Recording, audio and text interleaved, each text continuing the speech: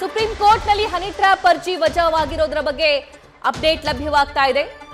PIL ವಜಾಗೊಳಿಸಿದ supreme court. Jharkhand ಮೂಲದ ವ್ಯಕ್ತಿ ಸಲ್ಲಿಸಿದ್ದ ಅರ್ಜಿ ಸದ್ಯಕ್ಕೆ ವಜಾ ಆಗಿದೆ. ವಿನಯ್ ಕುಮಾರ್ ಸಿಂಗ್ ಸಲ್ಲಿಸಿದ್ದ ಪಿಐಎಲ್ ವಜಾ ಆಗಿದೆ. ನೀವು ಜಾರ್ಖಂಡ್ನವರು, ಇದಕ್ಕೂ ನಿಮಗೂ ಯಾವುದೇ ಸಂಬಂಧ ಇಲ್ಲ ಅಂತ ಸುಪ್ರೀಂ ಅಭಿಪ್ರಾಯವನ್ನ ವ್ಯಕ್ತಪಡಿಸಿದೆ.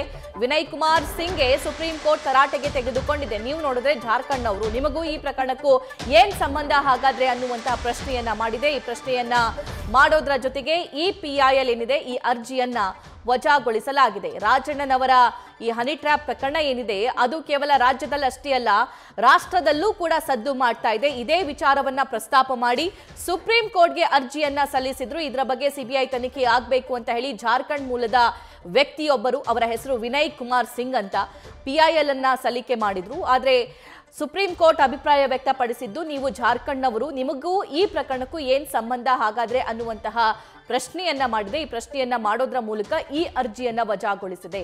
ರಾಜ್ಯದವರೇ ಯಾರಾದ್ರೂ ಆಗಿದ್ದಿದ್ರೆ ಮೋಸ್ಟ್ಲಿ ಆ ಅರ್ಜಿ ಅಕ್ಸೆಪ್ಟ್ ಆಗ್ತಾ ಇತ್ತೇನೋ. ಮತ್ತಷ್ಟು ಮಾಹಿತಿ ನಮ್ಮ ಸ್ಪೆಷಲ್ ಕರೆಸ್ಪಾಂಡೆಂಟ್ ಜಗದೀಶ್ ನೀಡ್ತಾ ಹೋಗ್ತಾರೆ. ಜಗದೀಶ್, ಸುಪ್ರೀಂ ಕೋರ್ಟ್ನಲ್ಲಿ ಅರ್ಜಿ ವಜಾವಾಗಿದೆ. ಈ ಹೆಚ್ಚಿನ ವಿಚಾರಣೆಗೆ ಸಂಬಂಧಪಟ್ಟಂತೆ ಈ ಬಗ್ಗೆ ಸುಪ್ರೀಂ ಕೋರ್ಟ್ ಏನೆಲ್ಲ ಅಭಿಪ್ರಾಯವನ್ನ ವ್ಯಕ್ತಪಡಿಸಿದೆ, ಅದನ್ನ ಡೀಟೇಲ್ ಆಗಿ ಮಾಹಿತಿ ನೀಡ್ತಾ ಹೋಗೋದಾದ್ರೆ.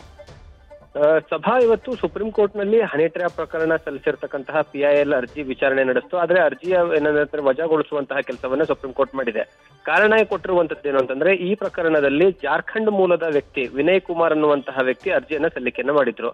ಈ ಅರ್ಜಿಯನ್ನ ಸಲ್ಲಿಕೆ ಮಾಡಿರುವಂತಹ ಕಾರಣಕ್ಕಾಗಿ ಇದಕ್ಕೂ ನಿಮ್ಗೂ ಏನು ಸಂಬಂಧ, ಆ ರಾಜ್ಯದವರಲ್ಲ ಅನ್ನುವಂತಹ ವಿಚಾರವನ್ನ ಮೆನ್ಷನ್ ಮಾಡ್ತಾರೆ. ಮತ್ತೆ ಹನಿ ಟ್ರ್ಯಾಪ್ ವಿಚಾರವಾಗಿ ದೊಡ್ಡ ನಿರೀಕ್ಷೆಯನ್ನ ಇಟ್ಕೊಳ್ಳಾಗಿತ್ತು. ಕಾರಣ ಏನು ಅಂತಂದ್ರೆ, ಮೊನ್ನೆ ಸಿಜಿಐ ಏನಂದ್ರೆ ಖನ್ನಾ ಅವರ ನೇತೃತ್ವದ ಪೀಠದ ಮುಂದ್ಗಡೆ ಈ ಅರ್ಜಿಯನ್ನ ತೆಗೆದುಕೊಳ್ಬೇಕು ಅಂತ ಬಂದಾಗ ಖನ್ನಾ ಅವರು ಅದೇ ವಿಚಾರವನ್ನ ಮೆನ್ಷನ್ ಮಾಡಿದ್ರು. ಆಯ್ತು, ಈ ಅರ್ಜಿಯನ್ನ ವಿಚಾರಣೆ ನಡೆಸ್ತೀವಿ, ನಾವು ವಿಚಾರಣೆಯನ್ನ ನಡೆಸಿ ಏನಂತಂದ್ರೆ ನಡೆಸೋದಕ್ಕೆ ಅವಕಾಶವನ್ನ ಮಾಡ್ಕೊಡ್ತೀವಿ ಬಂದಿತ್ತು. ಆದ್ರೆ ನಿನ್ನೆ ಬರುತ್ತೆ ಅಂತ ಬಹಳಷ್ಟು ನಿರೀಕ್ಷೆ ಇಟ್ಕೊಳ್ಳಾಗಿತ್ತು. ಆದ್ರೆ ನಿನ್ನೆ ಅರ್ಜಿಯ ವಿಚಾರಣೆ ಬಂದಿರಲಿಲ್ಲ. ಆದ್ರೆ ಇವತ್ತು ಅರ್ಜಿಯ ವಿಚಾರಣೆ ನಡೆಸಿರ್ತಕ್ಕಂತಹ ಸುಪ್ರೀಂ ಕೋರ್ಟ್ ನ ದ್ವಿಸದಸ್ಯ ಪೀಠ ಈ ಒಂದು ವಿಚಾರವನ್ನ ಮೆನ್ಷನ್ ಮಾಡಿದೆ. ಅಂದ್ರೆ ಇದಕ್ಕೂ ನಿಮಗೂ ಸಂಬಂಧ ಇಲ್ಲ, ಅಂದ್ರೆ ಜಾರ್ಖಂಡ್ ಮೂಲದವರಾಗಿರುವಂತಹ ಕಾರಣಕ್ಕಾಗಿ ಯಾವುದೇ ಕಾರಣಕ್ಕೂ ಸಹಿತ ಇದನ್ನ ನಾವು ಅರ್ಜಿಯನ್ನ ಮನ್ನಣೆಯನ್ನು ಮಾಡ್ಕೊಳ್ಳೋದಕ್ಕಾಗೋದಿಲ್ಲ, ಹಾಗಾಗಿ ಇದನ್ನ ವಜಾ ಮಾಡ್ತೀವಿ ಅಂತ ಹೇಳಿಕೆಯನ್ನು ಸೂಚನೆಯನ್ನ ಕೊಟ್ಟಿದ್ದಾರೆ.